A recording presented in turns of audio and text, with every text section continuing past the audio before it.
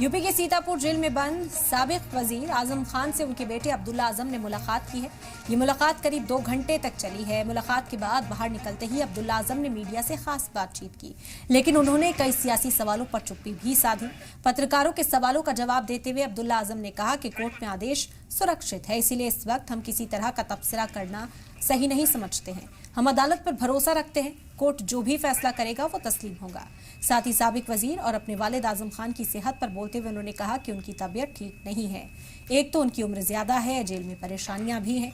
Jail आने से पहले उनकी कई सर्जरीज हुई थी, जिनका बाद में ठीक से फॉलोअप भी नहीं हो सका।